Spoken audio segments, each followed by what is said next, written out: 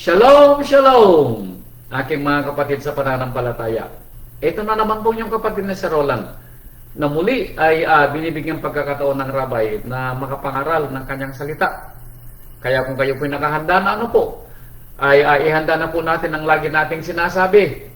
Ang maikling lapis ay mas mainam kaysa sa mahabang memorya. Talastasin po natin ang kwento ng Rabay at nawa tayo po ay may makapulot na aral dahil sa ating pang-araw-araw na buhay, dito po nalalaman natin kung gaano katatag ang ating mga pananampalataya at sa ating pang-araw-araw ng buhay. Dito natin naunawaan kung gaano ang pagmamahal at pagpapala ng ating Ama sa atin, lalong-lalo na po sa gitna po ng ating mga kabagbagan. Dahil alam po natin ang kwento, katulad po ng aming kinanta kanina mag-asawa, ang ating Ama na kasama po natin sa ating mga panahon ng pagpapala at mga kagalakan sa buhay, ay siya rin po yung ating Ama at Elohim sa panahon ng ating mga kabagabagan at mga pasakit at mga pagsubok.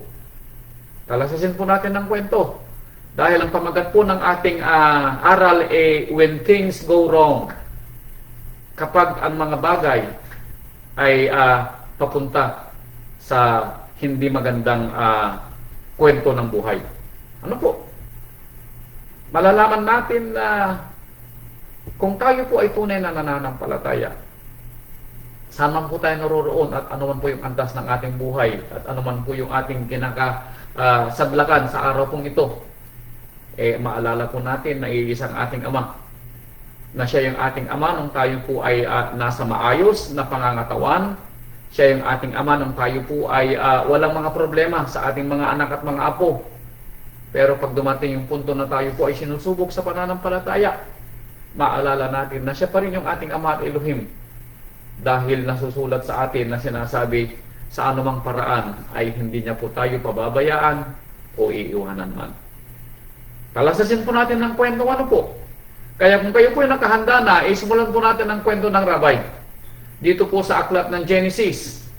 Now, ito po ay kwento ng buhay ng isang lingkod ng Ama. At malalaman natin na katulad po niya, tayo ay may mga panahon na tayo din po ay nakagagawa ng mga pagkakamali sa buhay. Ang importante po ay marunong tayong makinig. Ano po? Katulad po ng aral na nakaraan. Alam po natin kung kanino tayo makikinig at kung kailan tayo makikinig para po sa tuwid po ng ating buhay at mga pananaw sa ating mga pananampalataya. Dito po sa aklat ng Genesis ay simulan po natin ang kwento dito sa verse 14. Now, ang kwento rito ay tama po kayo si Abraham. Now, bibigyan ko kayo ng background ng kwento para malaman natin kung bakit ganito yung nasa verse 14. Ang kwento rito ay ipinangakuan si Abraham na siya po ay magkakaanak kay Sarah. Pero ang punto po hindi po nakapaghintay yung mag-asawa. Ano po? At dahil po dito ay nakinig si Abraham sa kanyang asawang si Sarah, kaya nang ibigay ni Sarah si Hagar na kanyang alipin na baka daw sa kanya siya magkakaanak, sumunod po siya kay Sarah. So, ang kwento nabuntis nga si Sarah. Ano po? Nabuntis si Sarah at nagkaanak. At dito actually, nagkaanak siya ng lalaki kay Hagar. Ang anak po nila ay pinangalan ng Abraham. Ano po? Ay, Abraham. Pinangalan ng Ismael. Dumating po ang punto na, ang anak po niyang si Ismael at Hagar ay medyo nakakasagabal doon sa pagmamahal na nakikita ni Sarah sa kanyang anak na si Isaac. Dahil nagkaanak na rin po sila rito ni Sarai. Ano po? Pero ang punto nahahati ang pagtingin ni Abraham dito dahil kung titingnan natin mas panganay kasi si Ismael. Kaya feeling ni Sarah nahahati yung pagmamahal ng kanyang asawa sa dalawang bata na kung tutuusin hindi dapat mangyari. Kaya nagkaroon ng malaking problema si Abraham dahil hindi niya alam kung alin dito yung kanyang gagawin. Ano po? Anak niya si Ismael at mahal niya. Pero umaayaw naman si Sarah. At the same time, nagkakaroon ng pagmamayabang si Hagar kasi siya yung unang naanakan ni Abraham. Yun ang background ng kwento. Kaya dumating ang punto na namili si Abraham kung alin sa dalawang asawa niya, dahil asawa niya pareho, at alin sa dalawang anak niya ang mamamalagi sa kanyang tabi. Ano po? Pero, ano po, dumating ang punto na si Sarah mismo ang humiling kay Abraham na palayasin yung mag-inang si Ismael at si Hagar. Ano po? At sa kwento pumayag si Abraham. Nakinig siya doon sa tinig ng kanyang asawa. Sabi po niya dito, verse 14. Genesis chapter 21 verse 14.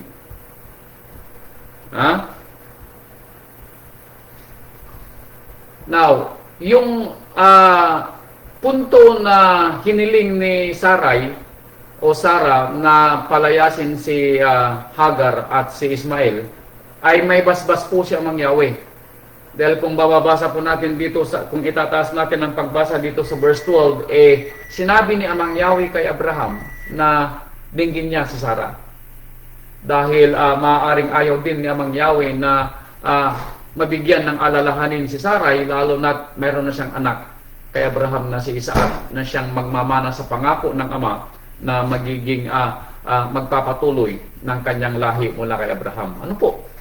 So gininig na Abraham ang tinig ng kanyang asawa, bagamat siya ay may agam-agam, pero kinagabihan ay kinumpirma ni Amang Yahweh na tama ang kanyang gagawin na palayasin yung kanyang anak na si Ismael at si Hagar. Na kung mapapansin natin, may pagkakataon na mayroon tayong mga gagawin sa buhay na para bang sa ating pangunawa ay hindi maganda. Ano po? Pero sa katotohanan ay ito po ay makakabuti. Ano po? So talasasin natin yung aral na makukuha natin dito. So sabi niya rito, at nagbangong maaga sa kinumagahan si Abraham at kumuha ng tinapay at ng isang bangang balat ng tubig at ibinigay kay Hagar na ipinatong sa kanyang balikat at ang bata at siya ay nagpaalam. At siya nagpaalam at naggala sa ilang ng Beersheba. So mabigat man sa loob ni Abraham yung kanyang gagawin, pinahintulutan niya na umalis si Ismael at si Hagar. Ano po? Now, yung punto rito when things go wrong, nung panahon na hindi alam ni Abraham ang kanyang gagawin, darating yung mga sabi nating magbibigay sa atin ng mga dapat nating gawin. Dito sa senaryo na ito, hindi alam ni Abraham kung anong gagawin niya. At nagsalita si Sarah na palayasin si Hagar at si Ismael. At sumang-ayon siya doon. Bagamat masikip sa dibdib niya maaari bilang isang ama. Pero tama naman pala si Sarah dahil kinumpirma ni Amang Yahweh na tama yung gagawin niya. At isa pa rito, nagbigay si Amang Yahweh ng promise na aalagaan din niya si Ismael dahil anak din niya ito sa kanya. Kaya sabi niya dito,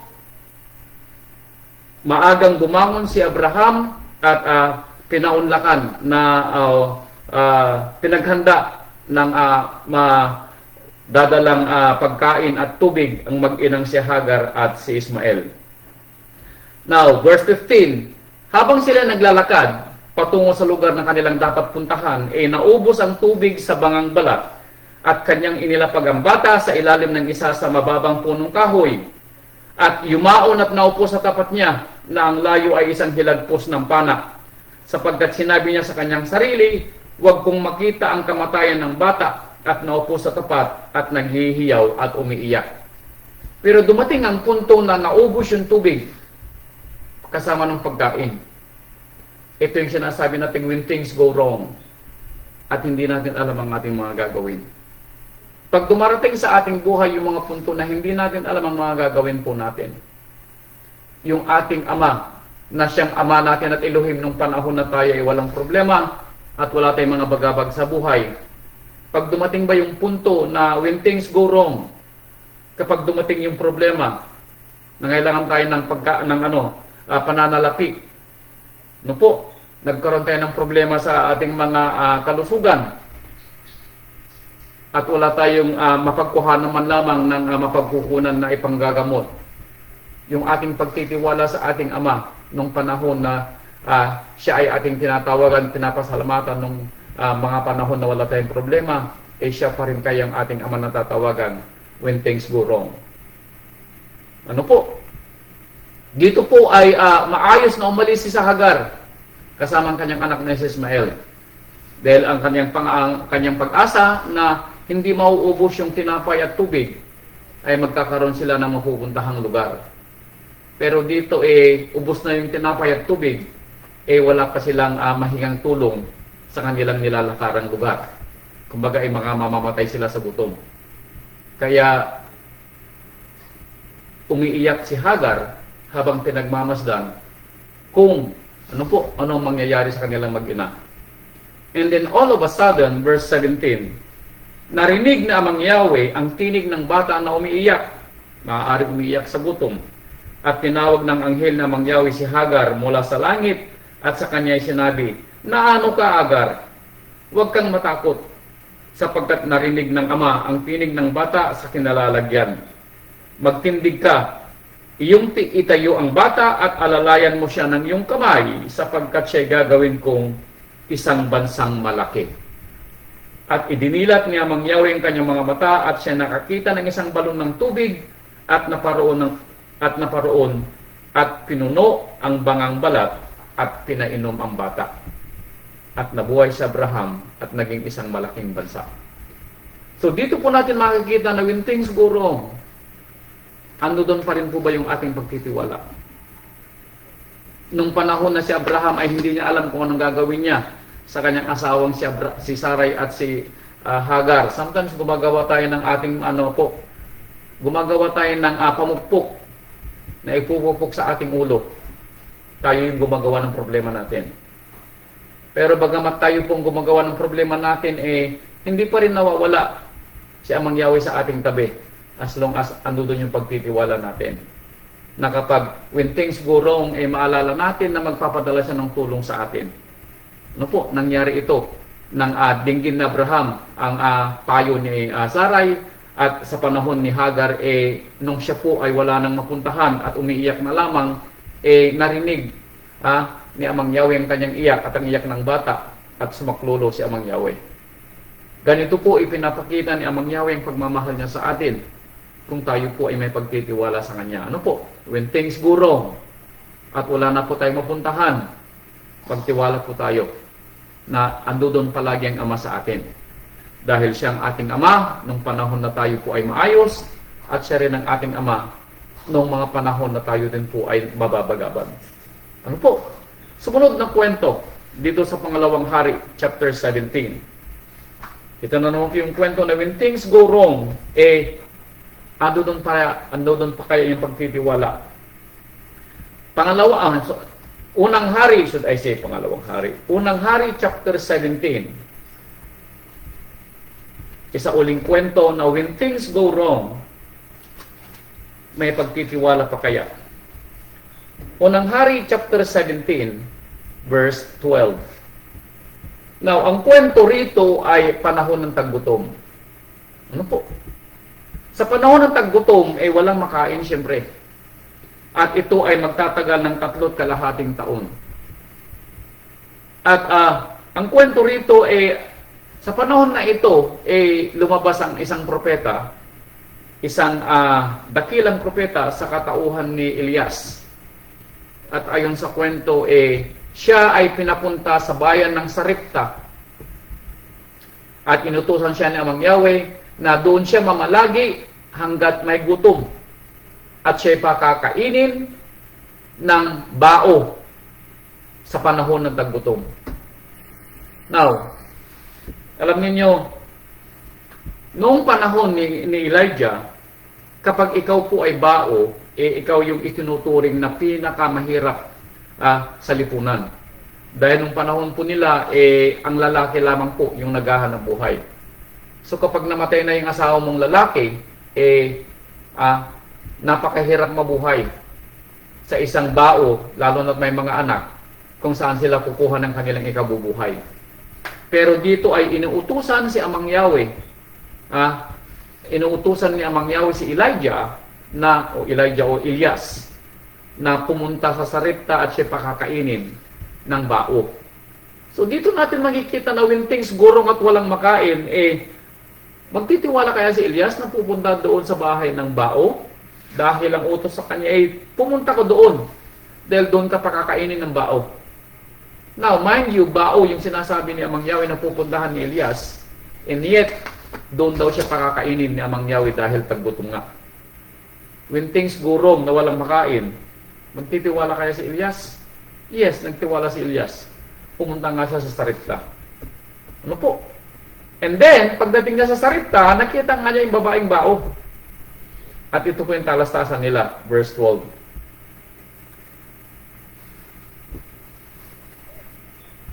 Tatas ko dito sa verse 10 para malaman natin yung kwento. Sa gayon ay bumangon si Elias at naparoon sa Sarepta. At nang siya dumating sa pintuan ng bayan ay narito. Isang baong babae ay nandoon nga na namumulot ng mga patpat. At tinawag niya siya at sinabi, isinasama ko sa iyo na dalhan mo ako ng kaunting tubig sa inuman upang aking mainom. So nang makita niya yung bao, tama nga, may bao doon sa Sarepta. At nakita niya na kumukuha ng mga patpat. At nang makita niya ito, sabi niya, sabi niya, pagkikuhanan mo ako ng tubig na aking maiinom. At nang papaalis na yung babae, nagdagdag pa siya. Sabi niya, at nang yumayaon na yung babae upang kumuha ng kanyang maiinom, tinawag niya ulit at sinabi, dalhan mo ako, isinasama ko sa iyo ng isang subong tinapay sa iyong kamay. May dagdag na kahilingan si Elijah. Bakit? Maaaring napagod si Elijah sa kanyang paglalakbay. Sabi niya, pahingi ng tubig at pagkikuha mo rin ako ng tinapay. Now, mind you, bao, panahon ng taggutom. Now, ano yung katayuan ng babaeng bao nung dinatnan ni Elijah? Ito ba ay may kakayahan para pakainin si Elijah? Wala po. Actually, nung dumating si Elijah, namumulot ng patpat yung babae para iluto niya yung huling arena na natitira sa kanilang dalawang mag-ina. Ano po? Yun na yung kanilang huling hapunan. Kumbaga, bakit? Walang mapagkukuha ng limos dahil ang bayan ay naghihirap din dahil nga tagtuyot. Now, ang tanong, nagtiwala si Elijah kay Amang Yahweh na siya pakakainin ng bao doon sa kanyang pupuntahang lugar, kaya siya pumunta. Ang tanong, itong babae ba nadadatnan niya? Magtitiwala rin kaya kay Amang Yahweh na si Amang Yahweh din ang magbibigay ng kanyang pangangailangan when things go wrong? Alam ninyo, masusubok ang ating pananampalataya when things go wrong. Kapag wala tayong pera at mayroon tayong mga babayarang mga utang, pag wala tayong makain, kapag may sakit at halos wala tayong may pambili ng mga gamot, kapag yung ating mga anak ay nagluluko, ang ating mga apo may mga lagnat, wala tayong may pong paggamot, at halos lahat ng mga nakikita mo sa paligid is everything is wrong. May pananampalataya pa kaya? Alam niyo, napakadali magsabi na may pananampalataya, ano po? Pero sabi nga ng kanta kanina, doon mo mapapatunanan yung pananampalataya when things go wrong. Pero kung magtitiwala ka, sabi niya sa kanta kanina, He will make it right.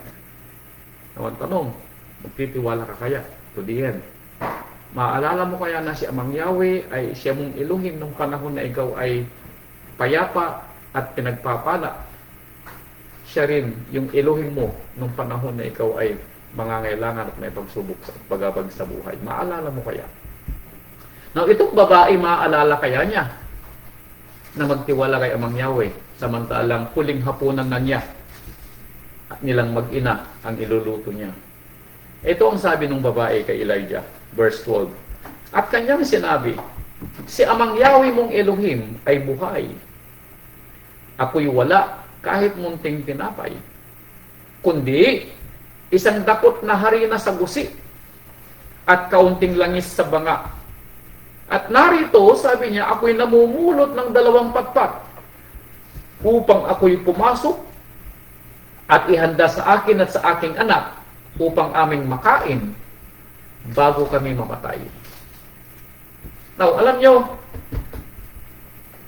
kapag ang pagkakataon ay magsasabi sa atin, sometimes napaka-imposible yung mga dapat na mangyari. Dito natin makikita yung kapangyarihan ni Amang Yahweh kapag parang hindi pwedeng mangyari yung ating hinihingi. Pero mangyayari dahil sa ating pananampalataya at pag nakita ni Amang Yahweh na ito'y makakabuti sa atin at mapapapuri at maluluwalhati ang kanyang napakadakilang pangalan. Now, tandaan nyo palaging dahilan kung bakit ginagawa ito ng mangyari sa atin. Maalala nyo ang bayang Israel? Nung sila po ay pinili na mangyawi, sinabi niya mangyawi, pinili ko kayo hindi dahil kayo ay malaking bayan. Actually, kayo yung pinakamaliit. Pinili ko kayo, sabi niya, hindi dahil kayo ay mga matuwid. Kayo nga ay matigasin sa ulo, sabi niya mangyawi. Pinili ko kayo, sabi niya, para saan? Para sa ikaluluwalhati ng ating dakilang pangalan. Kapag ang mga pagkakataon ay imposibleng mangyari, yun ang dahilan kung bakit pinili niya tayo bilang kanyang mga lingkod. Ganito rin yung mga pagkakataon na kapag ang mga pangyayari sa buhay natin ay parang, when things go wrong, pag nakikita natin na parang napakahirap yung dinaranas natin sa buhay at parang imposible mangyari na maahon tayo sa ating ginasasadlakan, doon pumapasok si Amang Yahweh. Ano po? Kaya sabi dito, buhay ang iyong ama at Elohim. Wala akong pagkain. Wala akong tinapay maliban sa huling harina na iluluto ko. Pero anong sabi ni Elijah? At sinabi ni Elijah sa kanya, huwag kang matakot. Yumaon ka. Gawin mo ang iyong sinabi, ngunit igawa mo muna ako ng munting tinapay at ilabas mo sa akin at pagkatapos ay gumawa ka para sa iyo at para sa iyong anak. Gawin mo yung gusto mong gawin, sabi ni Elijah, pero unahin mo muna ako. Ipagluto mo muna ako ng kaunting tinapay. And then the rest, sabi ni Elijah, para sa iyo at sa iyong anak. Now, imagine mo yung burden ng babae that moment. Kaunting harina pero may humihiling na sinasabing sugo ng ama. At yung kakarampot na nasa iyo, ihahatiin mo pa. Now, dito po natin makikita kung hanggang saan yung kabusilakan ng ating puso bilang lingkod. Na isusubo na nga lang natin, ititigil pa, na isusubo na nga lang natin yung pagkain. Pero maalala mo may nangangailangan, ibababa mo ito at hahatiin mo pa para makakain din yung maalala mo na hindi nakakakain. Ganun po yung kwento ng babaeng bao. Now, ginawa ba ng babaeng bao yung sinabi ni Elijah? Yes. Ano po? Sa kanyang pagtitiwala maaari na siya ay sinasabing lingkod ng ama. At the same time, siguro sa kaibuturan ng kanyang puso, sabi niya, at least makakain man lang siya bago din mamatay na katulad ko. Parang ganun yung kwento, I guess. Then makikita natin yung kabusilakan ng puso ng tao. Kahit nasa gitna ng bagabag, hindi po niya maaalala yung kanyang selflessness. Yung pagiging selfish. Kundi maaalala niya yung kanyang pagiging selflessness. Maaalala pa rin niya magbigay. Bagamat siya'y kulang din kung tutuusin. Now, ito kaya ay mararanasan natin? Yes. Gagawin kaya natin? Pero hindi ko alam. Hanggang saan yung pagtitiwala natin? Ano po? Para gampanan natin ang ating tungkulin bilang isang lingkod na tayo ay hindi dapat maging makasarili sa ating mga sarili at maalala natin yung mga kapatid natin na nangangailangan. O kaya, yung kapitbahay mo kung nangangailangan, kapatid mo man o hindi, at nangangailangan nakita mo, bakit hindi mo bigyan? Kung meron kang maibibigay. Po, dito natin nakikita kung hanggang saan yung pananampalataya natin dahil ang ating rabay ang nagsabi, sa lahat ng inyong ginagawa, sabi ng ating rabay, gawin ninyo na ito'y ginagawa ninyo sa akin. So lahat daw ng ating mga ginagawa, sabi niya, gawin natin na ito ginagawa natin sa ating rabay. Bakit? Para maging maluwag sa ating puso ang ating mga ginagawa at hindi tayo magkaroon ng tinatawag na pagtatangi. Ano po? Hindi natin maisip na tayo po'y magtatangi ng tao. So nangyari ba yung kwento? Yes. Ginawan ng babae si Elias ng kunting tinapay. And after that, nagluto po siya ng para sa kanilang mag-ina. At ayon sa kwento, hindi po naubos ang laman ng gusik at ang laman ng tinatawag nating banga na laman ng langis hanggang dumating yung ulan para matapos ang panahon ng taggutom. Nabuhay po silang tatlo. Ano po? So when things go wrong, makinig ka po doon sa maririnig mong payo. May magbubulong sa iyo o may uutusan ng Ama sa gagawin mo when things go wrong. Umasa ka sa pagdating ng tulong ng Ama when things go wrong. Ano po? Sumunod na kwento, Pangalawang Hari, chapter 4. Ito na naman ay kwento ng isang bao. Now, alam po ninyo, kung hindi pa kayo, kung hindi nyo pa nabasa ang buong Biblia, mahal na mahal ni Amang Yahweh yung mga bao. Yung mga mahihirap, mahal na mahal ni Amang Yahweh. Kaya nga sinabi ng rabay, hindi mawawala ang mahirap sa inyo. Dahil mas maraming mahihirap ang magmamahal kay Amang Yahweh kaysa sa mga mahiyaman. Tandaan yung kwento ng ating rabay. Sa mga pinatawad ang kasalanang marami, mas marami din ang kanyang pagmamahal. Sa mga tao na mas maraming pangangailangan at ang tanging takbuhan na yung Amang Yahweh, sila yung maraming pagpapala. Bakit? Yung mga mayayaman, hindi nila maiisip si Amang Yahweh. Bakit? Dahil wala silang pangangailangan. Kaya maalala niyo yung kwento ng aklat sa Kawikaan, chapter 30, yung kanyang hiniling na kahilingan. Isa lang yung kanyang kahilingan. Sabi niya, na ako ay huwag maghirap para ako ay magnakaw. At huwag mo naman akong pagyamanin, sabi niya, na baka ikaw ay aking malimutan. Yun po ang kahilingan niya. Ano po? Kaya dito sa aklat ng mga hari, Pangalawang Hari ba sinabi ko? Chapter 4, ito na naman po ay kwento ng isang bao. Now, itong kwento rito, I believe, panahon ni Eliseo o Elisha. Yung kanina ay si Elias, Elijah. Ito naman ay si Eliseo or Elisha. Chapter 4. Now, ang kwento rito ay biyuda uli. At yung kanyang asawa na namatay ay may utang. Now, alam po niyo yung panahon na yaon.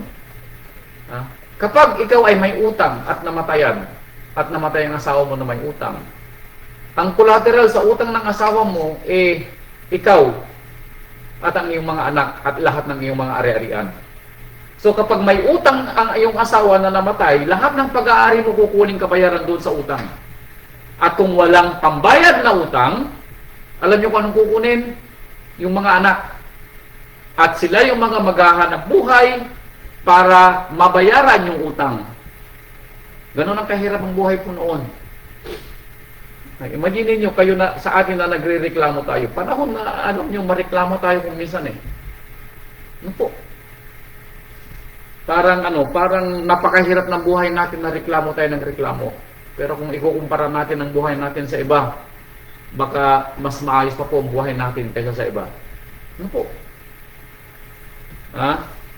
Tandaan ninyo, wala pa akong kilala sa atin na nauulanan ang kanilang bumbunan kapag natutulog. Wala pa akong naalala, wala pa akong nabalitaan. Wala pa akong nabalitaan sa ating mga magkakapatid na walang maisuot na damit. Wala pa akong nabalitaan sa ating mga magkakapatid na nakaratay na walang pambili ng gamot.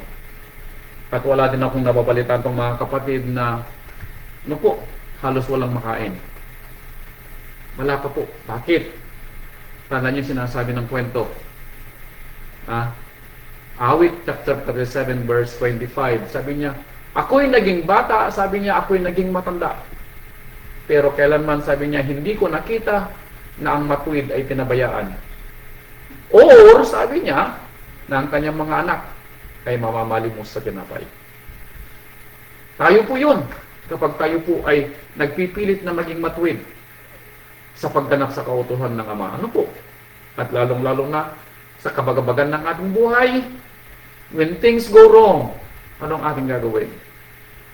Chapter 4. Sumigaw nga kay Elisha, ang isang babae na isa sa mga asawa ng mga anak ng mga propeta na nagsasabi, ang iyong lingkod na aking asawa ay patay na. Iyong talastas ng iyong lingkod ay natakot kay Amang Yahweh.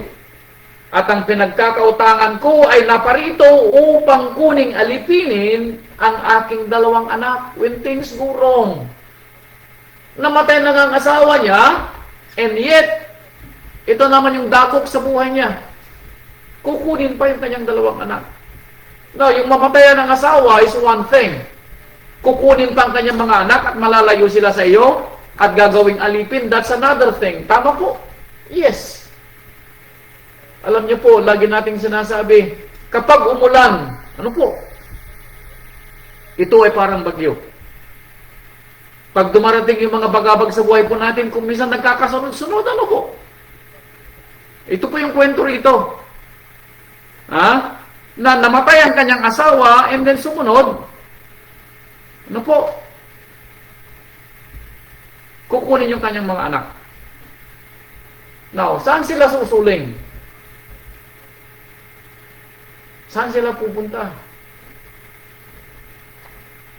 When things go wrong, alam po ninyo, hindi nagpapabaya si Amang Yahweh. Dahil at that moment, at that right time, dumaraan po si Elisha. So, makikita po natin na ang pagkakataon ay tinataon ni Amang Yahweh. That moment na doon yung kukuha sana sa anak niya, eh nagkataon na daraan si Elisha. At nakita siya ng babae, sabi niya, Propeta Elisha, tulungan mo ako. Now, nakinig ba si Elisha? Yes. Now, alam niyo po, kapag ang ating mga kapatid na may hirap at kung sino man yung nangangailangan ay kumatok sa ating pintuan, there is reason kung bakit kumatok sa pinto. Parang awa niyo mga kapatid, kung meron kayong may bibigay, huwag niyong pauuwiin na walang dala. Maawa kayo sa sarili ninyo. No po. Now, sinasabi ko ito dahil nasusulat. Kapag ang iyong kapatid ay pumunta sa iyo at hindi mo binigyan at alam mo niyang meron ka, at kung siya ay umuwi na walang dala, at umiyak sa akin, sabi ni Amang Yahweh, didinggin ko ang kanyang iyak. Didinggin ko ang kanyang iyak. Ano po? Pero ikaw na nagpahindi, abay mag-ingat ka. Dahil baka ibigay ni Amang Yahweh yung pagpapala sa kanya at ikaw yung mawawalan.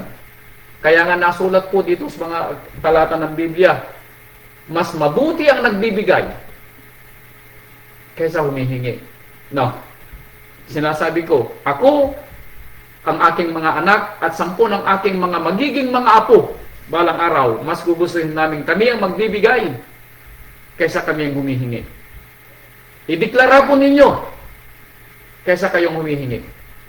No po? So dumating ang punto na itong babaeng ito sabi niya, Elisha, tulungan mo ko.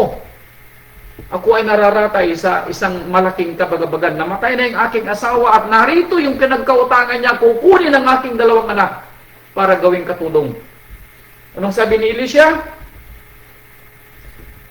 Sinabi ni Elisha sa kanya, anong gagawin ko sa iyo? Now, imagine niyo, anong gusto mong gawin ko? Alam niyo, sometimes hindi natin alam yung ating mga hinihingi. Pag ito yung dumating sa atin, ano ang sasabihin natin? Ano po? Hindi ko, anong sabi niya, ano gusto mong gawin ko? Alam niyo, pag ganito yung narinig nating kwento, o narinig nating tinig, ano kaya hihilingin nating una? Magaya kaya natin si Solomon na marunong siyang humingi? O hihingin natin yung mga material na bagay? Alam niyo, kung may marinig akong ganitong tinig, sabi ko, Amang Yahweh, siguraduhin mo sana na ako ay mapapasama sa buhay na walang hanggang balang araw. Yun ang hilingin ko siguro. The rest, anik-anik na lang siguro. Ano po? Yung yung magampanan ko ang tungkulin ko at patawarin mo ko sa lahat ng pagkakasala ko at makasama ko sa buhay na walang hanggan is more than enough. Anong gagawin ko sa iyo? Sabi niya. Saysayin mo sa akin, anong mayroon ka sa bahay? At sinabi ng byuda, ang iyong lingkod ay walang anumang bagay sa bahay liban sa isang palyok na langis. Nang magkagay sinabi ni Elisha, ikaw ay yumaon, manghiram ka ng mga sisidlan sa labas. Sa lahat ng iyong mga kapitbahay, sa makatwid bagay, ang mga walang lamang sisidlan, huwag kang manghiram ng kaunti. Meaning manghiram ka ng napakarami. At anong nangyari? When things go wrong, He will make it right. Sa kabagabagan ng bao, dumating si Elisha at that moment, at the right time. Ano po? At the moment of the right time. Naibsan po ba yung kabagabagan ng bao? Yes. Ang kaunting langis sa kanyang kaunting sisidlan ay pinuno po niya ang lahat ng mga tapayan, mga banga ng langis. At nang wala nang mapaglagyan, tumigil ang pagtulo ng langis mula doon sa maliit na lalagyan na pinuno yung mga malalaking lalagyan. Now, imagine ninyo sa inyong mga sarili, ang maliit na lalagyan na hawak-hawak mo, pumupuno sa napakaraming malalaking tapayan. Imposible yan po. Pero nangyari. At sinabi ni Elisha, ipagbili mo ang langis at bayaran mo yung mga utang at ang natitira ay mabuhay kayong mag-iina.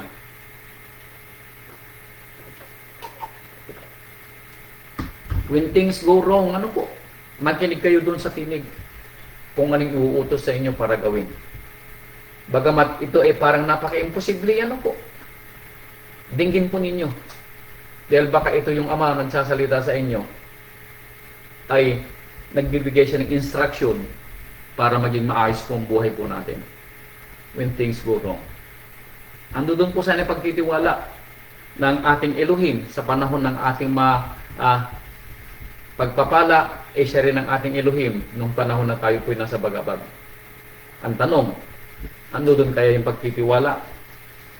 Kaya sabi niya dito sa Aklat ng Mga Awit, chapter 27, verse 9. Ito ang kahilingan ni David nung siya po ay nasa bagabag. When things go wrong, kailan po naging when things go wrong?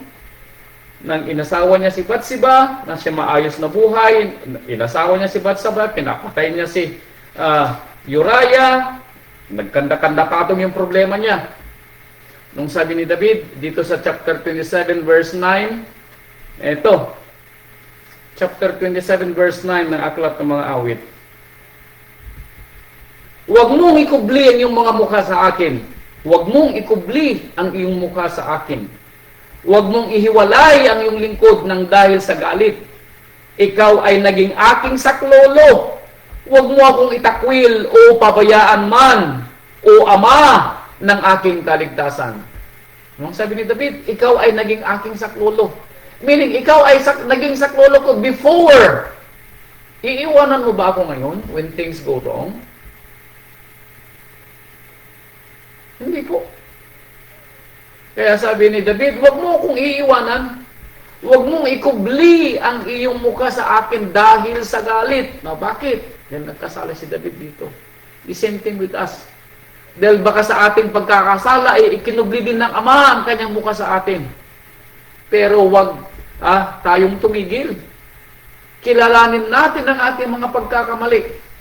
At humingi tayo doon sa dapat nating paghingan dahil siya ang makapagbibigay lamang ng solusyon sa ating mga bagabag sa buhay. Hayaan po natin na si Amang Yahweh ang magpadala ng mga kasagutan sa katanungan po natin at ituturo po niya sa atin kung sino ang pwede nating lapitan. Hindi na kung kani-kanino tayo lumalapit. Ipag-pray po natin.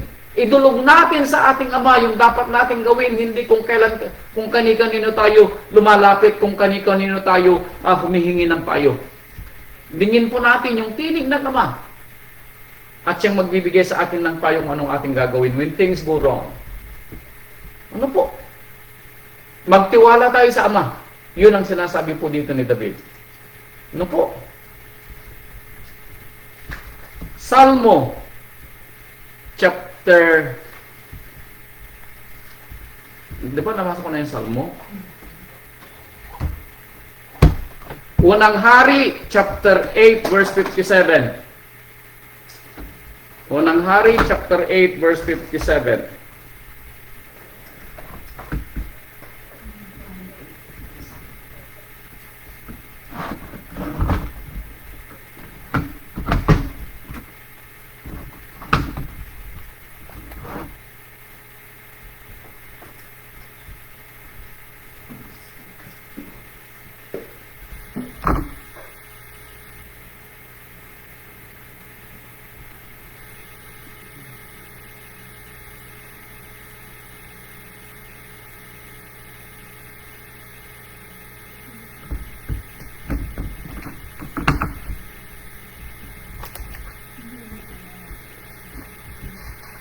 Unang Hari, chapter 8, verse 57. Ito pa ang sinabi.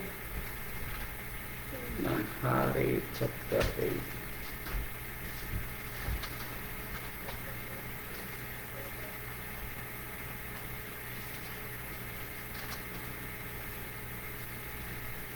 Chapter 8, verse 57. Sumaatid nawa si Amang Yahweh nating Ama, kung paanong siya'y sumaating mga magulang, huwag niya tayong iwan o pabayaan man. Ito po ang sabi ni Haring Solomon. Dahil nakita ni Solomon kung paano iningatan at pinagpala ni Amang Yahweh ang kanyang amang si David. At ganito rin ang pag-asa ni David, ni Haring Solomon, na si Amang Yahweh na siyang nagbigay at pagpapala at nag-ingat sa kanyang amang si David, ay si Amang Yahweh din ang magpapala sa kanya sa kanyang panahon bilang hari.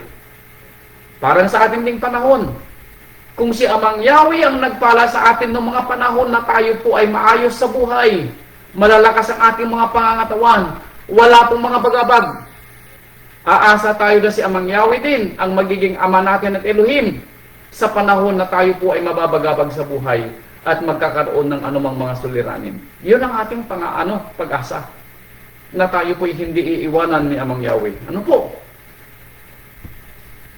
Yun po yung ating pag-asa. Salmo chapter 50 verse 15. Ito pa yung dagdag. Salmo 50 verse 15.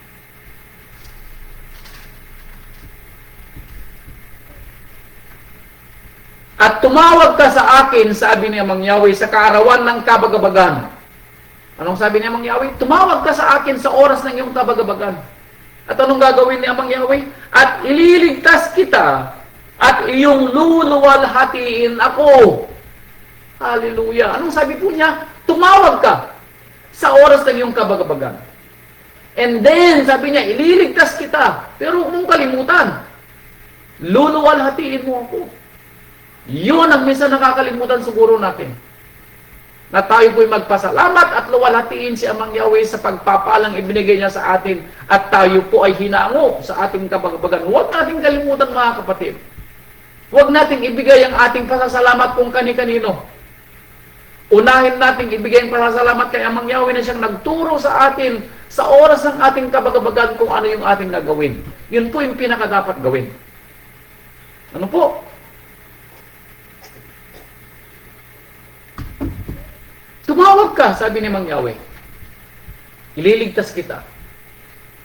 And then after that, luwalhatiin mo ang aking pangalan. Yun pong sinabi niya. Now, maalala nyo ang kwento ng panahon ng ating rabay. Ito'y pinapaalala niya sa kanyang mga apostol. Matthew 16, verse 9. Ito ay kwento ng mga apostol ng panahon ng rabay na sila ay nag-aalala sa kanilang mga kakainin sa kanilang pupuntahang lugar. Ano po? Sabi dito, when things go wrong, anong makakain nila? Doon sa pupuntahan nilang lugar na magpapakain kaya? When things go wrong. Matthew 16, verse 9 and 10. Sabi dito, ano po? Hindi ba ninyo natatalastas at hindi ninyo naaalala ang 5 tinapay sa 5,000 lalaki at kung ilang bako lang inyong nailigpit? Niyaong 7 tinapay sa 4,000 lalaki at kung ilang bako lang inyong nailigpit. Now, pinag-uusapan nila yung libadura pero ang pagkuunawa ng mga alagad ay libadura ng tinapay. At iniisip nila na tinapay yung kanilang iniisip na kanilang kakaining physical na tinapay. Alam niyo, sometimes, maski napakinig tayo ng pakinig, may mga pagkakataon na tayo hindi nakakaunawa. Huwag naman sana, ano po? Dahil sayang, yung mga aral na ibinibigay sa atin ng ating rabbi, lalo na sa panahon ng ating mga kabagabagan, when things go wrong, at hindi natin alam ang ating gagawin. Alam nyo, when things go wrong, lalong nadadagdagan yung ating mali. Bakit? Dahil dinadagdagan natin yung mga mali natin dahil nagdidesisyon tayo na hindi natin ipinapaalam kay Amang Yahweh yung problema natin. At hindi natin hihintay kung ano yung kasagutan ng problema natin, kaya dinadagdagan natin ang dinadagdagan. Ano po? Maalala ko na naman yung iba nating kapatid sa pananampalataya na lalong nababaon sa kanila mga bagabag sa buhay dahil sila mismo ang nagdadagdag ng kanilang mga pasanin sa buhay. Sila ang nagdadagdag. Hindi nila itinatanong kay Amang Yahweh kung anong kanilang gagawin. Bagkus sila naghahanap ng solusyon sa problema nila, samantalang hindi ito maaari ang gustong ipagawa ni Amang Yahweh sa kanila. Ano po? When things gurong, magtiwala po kayo na itanong nyo kay Amang Yahweh ang inyong gagawin at maghintay kayo ng kanyang ibibigay sa inyong pangunawa kung anong gagawin ninyo. When things go wrong, alalahanin ninyo yung mga pagpapala ng inyong natanggap at napatunayan ninyo kung gaano ang pagtitiwala ninyo dapat kay Amang Yahweh. Kaya sabi dito sa aklat ng mga sulat ni Saulo sa mga taga-Roma, ito po sabi ni Saulo, nung panahon na siya din po ay binabagabag sa buhay, may sinabi si Saulo sa mga taga-Roma.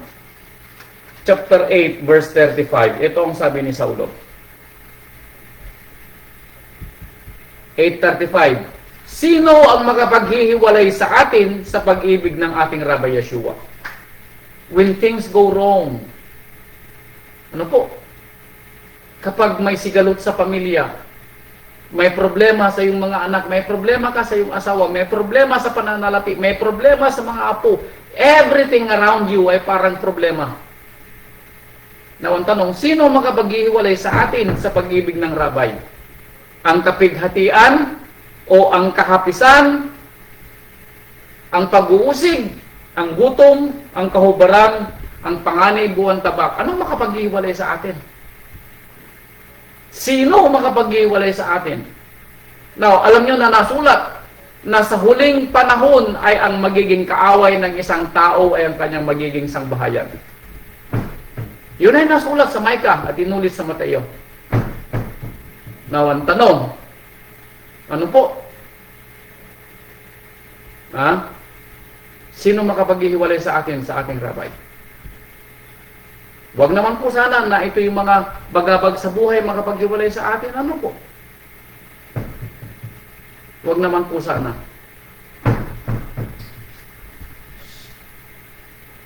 Ano po? Gaya ng nasusulat, dahil sa inyo kami pinapatay ng buong araw, kami ay nabilang na parang mga tupa sa patayan. Yun ang sinasabi ni Saul. Pero ano pong sabi niya dito? Verse 39, kahit ang kataasan, kahit ang kahabaan, ay kababaan, kahit ang alinmang ibang nilalang ay hindi makapaghihiwalay sa atin sa pag-ibig ng Ama na nakayaso Mesaya na ating manunubos. Wala, sabi ni Saulo. Walang kabagabagan, walang pagsubok, walang tabak, walang gutom, walang kahapisan, walang kahubaran, sabi ni Saulo, ang makapaghihiwalay sa atin sa pag-ibig ng ating Rabbi. Meaning, kunin na nila ang buhay ko, sabi ni Saulo, pero hindi ako hihiwalay sa ating Rabbi. Yun ang sinasabi ni Saulo. Now, ang tanong sa atin, masasagot kaya natin ito sa ating buhay? Kaya ba nating ihiwalay ang ating sarili sa sanlibutan? Kaya ba nating ihiwalay ang ating sarili sa ating mga mahal sa buhay kung sila'y makakabalakid ng ating pananampalataya? Kaya ba nating ihiwalay ang ating sarili sa ating mga asawa at ating mga anak Now, pag sinabi kong ihiwalay, hindi ko sinasabing ihiwalay ninyo. Ang sinasabi ko ihiwalay ninyo ang inyong sarili sa pananampalataya at huwag kayong makibahagi. O yung bang huwag niyong problemahin o huwag ito yung maging dahilan para kayo ay tumalikod sa pananampalataya. Yun yung ibig kong sabihin. Manatili kayo sa pananampalataya bagamat kayo ay magiging kagalit ng inyong asawa. Manatili kayo sa pananampalataya bagamat kayo ay magiging kagalit ng inyong mga anak. Manatili kayo sa inyong pananampalataya bagamat magiging kaaway man ninyo ang lahat ng mga nasa paligid ninyo at magiging sa liputan. Manatili kayo sa pananampalataya. Iyon ang sinasabi ni Saulo na walang makapaghihiwalay. Ano po? When things go wrong, everything we might be going wrong sa mga susunod na araw. Asawa, mga anak, ano po, trabaho, lahat, maaari ay maging mali. Ano po? Pero wag ito yung maging dahilan na i-give up natin ang ating pananampalataya.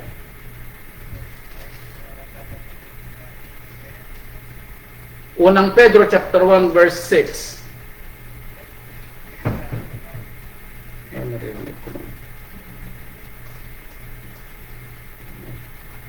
Unang Pedro chapter 1 verse 6. Unang Pedro chapter 1 verse 6 and 7. Na ito ang inyong totoong ikinagagalak. Bagamat ngayon, sabi niya, sa sandaling panahon, kung kailangan ay pinalumbay kayo sa mulit-muling pagsubok. Anong sabi ni Pedro?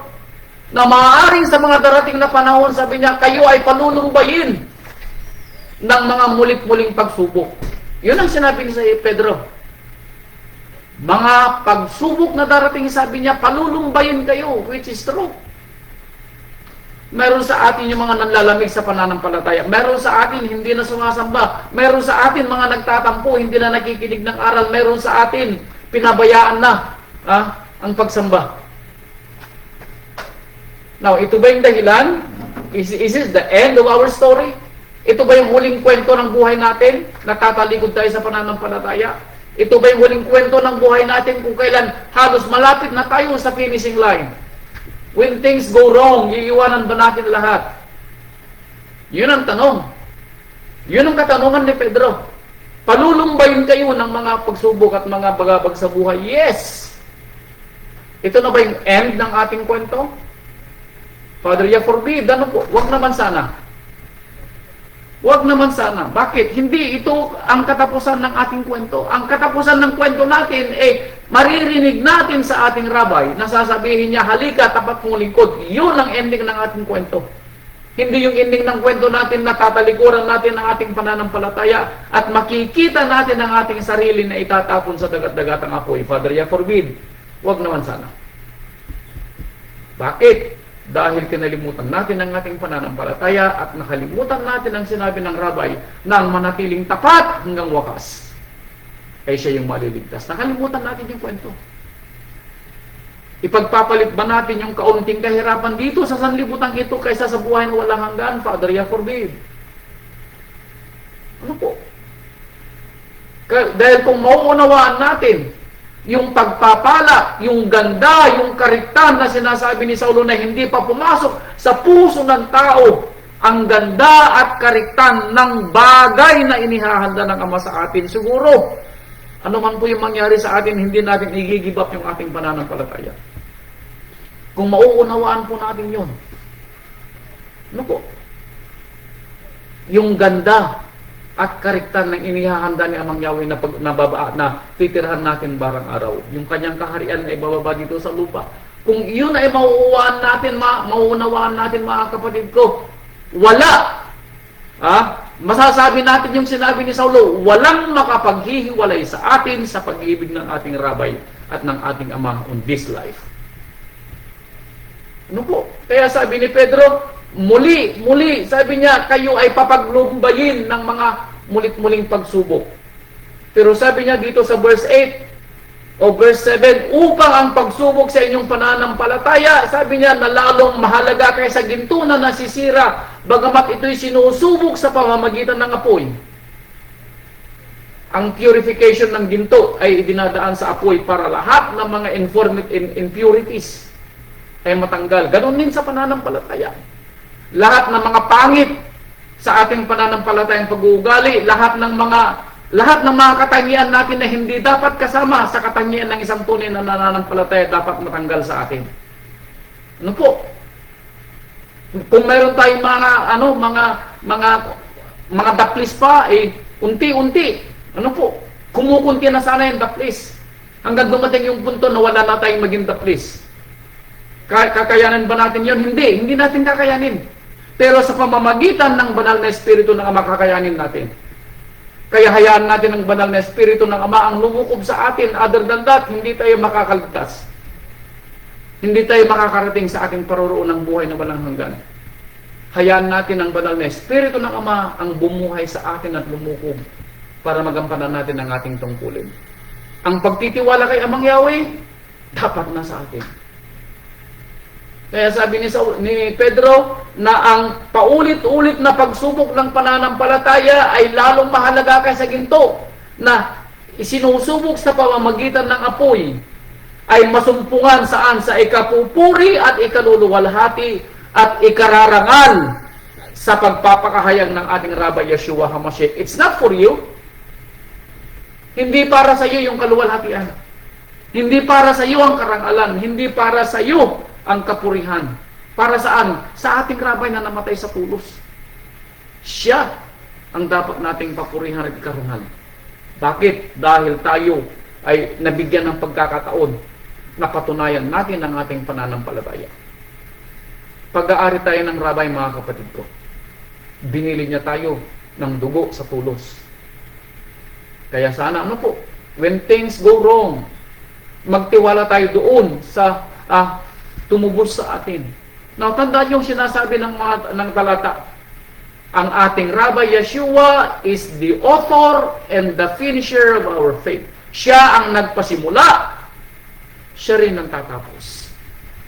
Magtiwala tayo, mga kapatid ko. Siya ang namili sa atin. Siya rin ang magtatapos kung magtitiwala tayo. When things go wrong, He will make it right. Gaano man po yung ating mga nagawang pagkakamali, when things go wrong, sabi nga niya, He will make things right. Pangalawang Korinto, chapter 12, verse 10. Ito pa ang sabi ni Saulo. Pangalawang Korinto, chapter 12, verse 10. Korinto 12:10. Yan. Kaya nga, sabi ni Saulo, ako'y nagagalak sa mga kahinaan, sa mga pagkaapi, sa mga pangangailangan, sa mga pagkakausig, sa mga paghihinagpis. Dahil kay Mesias, sabi niya, sapagkat pagka ako'y mahina, ako nga'y malakas. Meaning hindi, pinanghihinaan si Saulo sa mga bagabag sa buhay.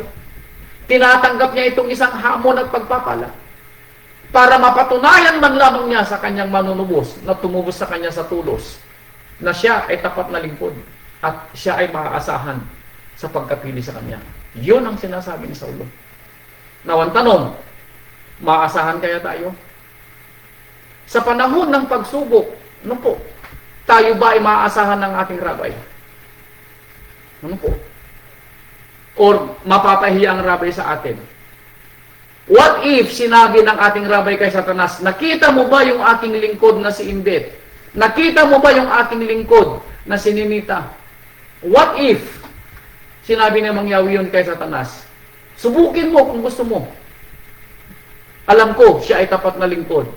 Now, imagine ninyo na ganun yung mangyayari sa atin sa gitna ng ating kabagabagan. Yung nangyayari kay Job.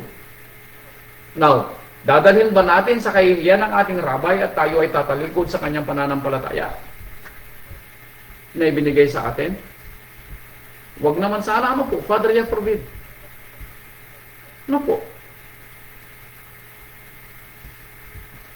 Father, Yah forbid. Pangalawang Korinto, chapter 1, verse 4. Itataas natin ang pagbasa, verse 1-4. Taas ko sa verse 3. Purihin nawa ang Elohim at Ama ng ating Rabbi Yeshua Messiah, ang ating Ama ng mga kaawaan at Ama ng buong kaaliwan. na siyang umaaliw sa atin sa lahat ng kapighatian, upang ating maaliw ang nangasa anumang kapighatian sa pamamagitan ng pag-aliw na inialiw din sa atin ng Ama. Anong ibig niyang sabihin, mga kapatid ko? Kapag tayo po ay nasa gitna ng ating mga kabagabagan, tayo daw po hindi nag-iisa. Mayroon at mayroong darating na tulong. May ipapadala ang Ama na siyang aaliw sa atin, na inialiw niya doon sa mga nauna sa atin na nakaranas sa mga bagabag sa buhay. Yun ang sinasabi ni Saulo. Ibig sabihin, hindi ikaw lamang ang nakaranas ng ganito, kapatid. May mga nauna sa iyo. At yung mga nauna sa iyo na nakaranas ng mga bagabag na katulad mo ay uutusan din ng Ama para ikaw ay aliwin at sabihin sa iyo, kapatid ko, when things go wrong, magtiwala ka kay Amang Yahweh. Ito ay lilipas din. He will make it right. Aayusin niya ang mga bagay na mali. Ano po? Aayusin niya ang mga bagay na mali. Kaya, tayo po'y magtiwala. Ano po? Magtiwala po tayo. Pangalawang Pedro, chapter 4, verse 14. Pangalawang Pedro pa sabi ko? Unang Pedro, ako sana. Unang Pedro, chapter 4, verse 14.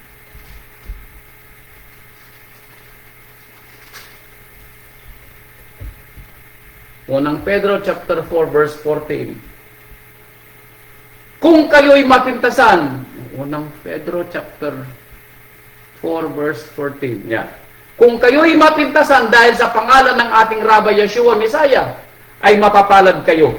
Sapagkat ang banal na espiritu ng kaluwalhatian at ang espiritu ng Ama ay nagpapahingalay sa inyo. Hallelujah. When things go wrong sa pananampalataya, at dumating yung punto na tayo ay inuusig, minamak, ano ba yung minamak? Pinipintasan, naiinsulto ang ating pananampalataya ng ating mga mahal sa buhay, lalo na kapag kapamilya po natin ang nag-iinsulto sa atin. O kaya mga kakilala. Ano po? Kapag dumating po yung punto na iyon, sabi niya, tayo daw ay magalak. Tayo daw ay matatawag na mapalad. Sapagkat ang espiritu ng kaluwalhatian at ang espiritu ng Ama ay nagpapahingalay sa atin. Nasa atin daw. Bakit? Ganito rin ang naranasan ng Rabbi nung siya narito sa lupa. Maraming insulto ang inabot niya. Ininsulto ang Rabbi. At kapag ininsulto ang Rabbi ng panahon niya, ininsulto mo rin yung nagpahatid sa kanya o nagsuko sa kanya. Dahil hindi sila nanampalataya ng ating Rabbi Yeshua, ang Messiah, na ipinadala ng Ama para iligtasan sa libutan. Nagpapahingalay daw po. Meaning nagtitiwala ang banal na espiritu na manahan sa atin.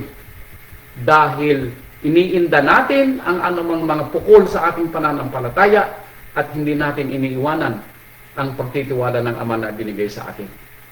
When things go wrong, He'll make it right. Ano po? Gagawin niyang tama. Pangalawang Korinto, chapter 4, verse 17 and 18. Itutuloy ko ba? Pangalawang Korinto. Unang Pedro pala ito. Pangalawang Korinto, chapter 4, verse 17 and 18. Datapwat ang Rabbi ay sumaakin at ako'y pinalakas upang sa pamamagitan, Timoteus naman to, mali. Pangalawang Korinto pala. Timoteo pala yung minasa ko. Pangalawang Korinto, chapter 4, verse 17 and 18.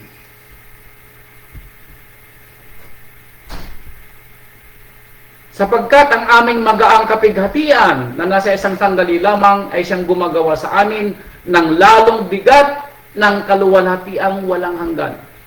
Ito'y panahon ni Saulo nung siya po ay inuusig. Nung siya po ay nangangaral at kung saan siya nakakarating na nasa panganib ang kanyang buhay. Ano po?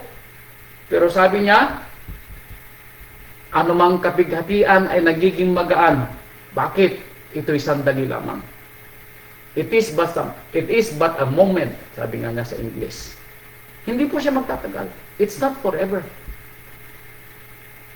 Sabi nga niya sa Kawikaan ba yun? 30 verse 5. It is a moment, kaya kanya iiwanan. Ano po? Ang magdamag man ay puno ng, puno ng iyak. Puntahan po natin. Mali yung pagkakabasa ko.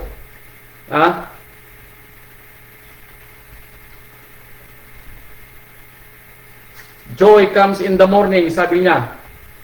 Aklat ng mga awit, chapter 30, verse 5 yata. Awit 30, verse 5.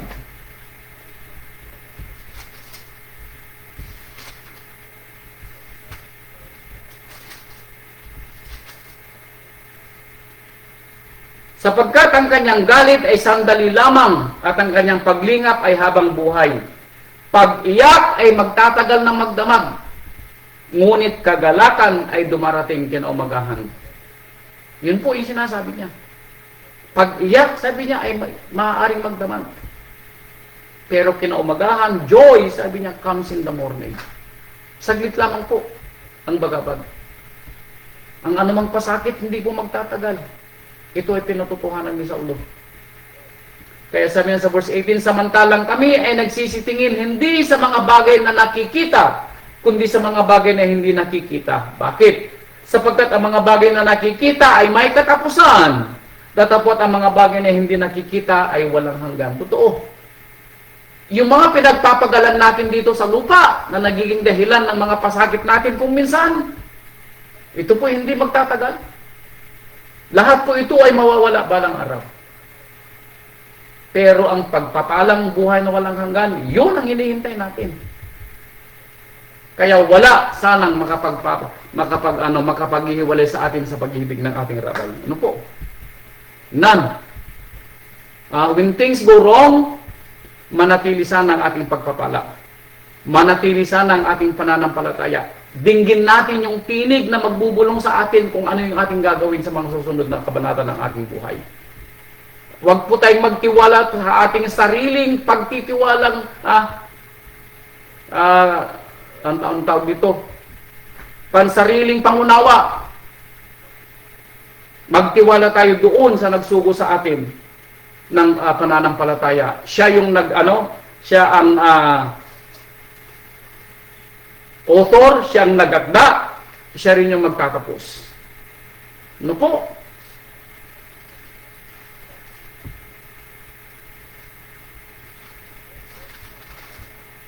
Kaya sabi niya dito, lagi natin nung binabasa, Mateo chapter 6 verse 33. Ayan. Nung sabi niya, hanapin muna ninyong higit ang kaharian at katwiran ng Ama. Ano sabi po niya? Hanapin muna ninyong higit. When things go wrong, hanapin ninyong higit. Ang katwiran at kaharian ng Ama. At ang lahat ng mga bagay na hinihingi natin in this life na nagiging dahilan ng ating mga kabagabagan sa buhay. When things go wrong, magtiwala ka. Hanapin mo ang katwiran ng Ama. Tignan mo kung ito'y galing na sa Kanya. Tignan mo kung ito ngayon kanyang katwiran at katotohanan. Then, saka ka magdesisyon. Alalahanin mo, ang ating Ama ay hindi magpapabaya. When things go wrong, He will make it right. Siya yung may control. Siya ang nakakaalam kung ano mas makakabuti at kung ano yung tama. Kaya huling salita po natin dito po sa Hebrew chapter 13 verse 5. Huling talata po natin, when things go wrong. Ano po? Hebrew 13 verse 5.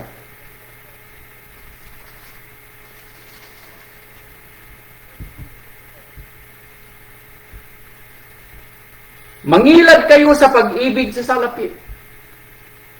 Ito yung sinasabi ni Timoteo. Money is the root of all evil. When things go wrong, probably because of money. When things go wrong, probably because of you. Dahil sa atin, sa ating maling desisyon. When things go wrong, maaaring pagsubok ng Ama. When things go wrong, tandaan mo, hindi ka niya pababayaan. He will make it right. Ano po? Magkasya kayo sa inyong tinatangkilik, sapagkat siya rin ang nagsabi sa anumang paraan ay hindi kita pagkukulangin, sa anumang paraan hindi kita pababayaan. Yun ang gusto nating maunawaan. Sa anumang paraan, sabi ni Mang Yahweh, hindi kita pababayaan. When things go wrong, hindi kita pababayaan. He will make it right. Siya po yung magtatama. Ang matira po dapat sa atin yung pagtitiwala. Na anuman po yung mangyari sa ating buhay in this life, anuman yung dumating sa atin in this life, anumang antas tayo ng buhay, anumang kabagabagan ng mayroon tayo sa buhay, in this life, hindi po tayo mawalan ng pag-asa. Hindi tayo dapat mawalan ng pagtitiwala. Dahil at the end of the day, ang puhunan po natin para magkaroon ng buhay na walang hanggan ay ang ating pagtitiwala kay Amang Yahweh at ang pagtitiwala na ibinigay sa atin ng ating rabay na siya namatay sa tulos para sa atin. Siya po ang pumili sa atin bilang lingkod na huwag nating ilagay sa kahihiyan ng ating rabay. Pag dumating yung punto na when things go wrong, iiwan natin ang ating pananampalataya. Huwag naman po sana. Ano po? Tandaan po natin, siyang nagsabi sa atin na hindi kita iiwan o pababayaan man sa anumang paraan, sabi ng ating Amang Yahweh, hindi kita pababayaan. Hallelujah. Ito po yung kwento ng ating rabay, mga kapatid. At ito po yung aral sa atin. Nawa, ay may natutunan po tayo na when things go wrong, He will make it right. Hintayin natin ang tulong ng Ama. Hintayin natin ang kanyang saklolo. Ano man po yung kabagabagan sa atin. Hindi po natutulog ang Ama na hindi niya makikita ang ating mga kinasasadlakan sa buhay. Ang ating mga hinihinging, mga hinaing, mga kagalingan sa kasakit-sakitan, mga kapayapaan sa mga puso po natin na hindi nakakaharap ng kapayapaan dahil sa mga pighati at mga problema sa ating pamilya, sa ating mga anak, sa ating mga asawa, sa ating mga apo, sa ating mga trabaho. When things go wrong, ito'y panandalian lamang. He will make it right. Maghintay po tayo. He will make it right. Salamat po. At magandang gabi po sa inyong lahat. Purihin ang ating Amang Yahweh. Purihin ang ating Rabbi Yeshua HaMashiach. Hallelujah. Salamat po at magandang gabi po. Shalom, shalom. Hallelujah. Hallelujah, mga kapatid. Salamat po sa inyo. Hallelujah. Let us pray po. Mahal naming Ama, Ama naming nasa langit, Amang Yahweh. Muli ay pinupuri po namin ang iyong napakadakilang pangalan. Salamat po muli sa aral na binigay niyo po sa amin. Naway pagpapalo po sa lahat ng mga nakarinig at sa mga makikinig pa sa mga susunod na araw. Naway kami po ay binigyan mo ng pangunawa at kaalaman para maunawaan po namin ang aral na binigay mo sa amin. Maibuhay po namin, mahal naming Ama, at lalo po kaming magtiwala po sa inyo when things go wrong. We are going to wait, Father Yah. Maghihintay kami na when things go wrong, you will make it right. Kayo, ang mahal naming Amang Yahweh, ang may control sa aming buhay. Kayo ang nakakaalam kung ano makakabuti sa amin. Magtitiwala kami sa inyo, mahal naming Ama. Ano man ang mga dumating sa aming buhay, ay kami ay aasa sa iyong tulong at aasa kami na kami ay hindi mo pababayaan o pababayaan o iiwanan man sa buhay na ito. Mahal naming Ama, ibinibigay po namin ang lahat ng kapurihan at kaluwalhatian sa iyong napakadakilang pangalan. Salamat po muli sa pagpapatawad mo sa aming mga kasalanan. Salamat sa masaganang tanghalian ng aming mga kapatiran sa bansang Pilipinas. At salamat po sa aming masarap na pagtulog ngayong gabi dito sa bansang Amerika at sa lahat ng aming mga kapatiran sa man po sila naroroon sa lahat ng panig ng mundo. Inihahabilin po namin ang kanilang mga buhay at ang kanilang mga kalusugan sa iyong napakadakilang kamay. Ito po, mahal naming Amang, aming hinihingi sa matamis na pangalan ng aming Rabay, ang aming tangi at dakilang manunubos, ang aming Rabay, Yeshua HaMashiach. Hallelujah. Hallelujah po. Salamat po at magandang gabi. Hallelujah. Salamat po. Bye-bye po. Magandang gabi. Good night.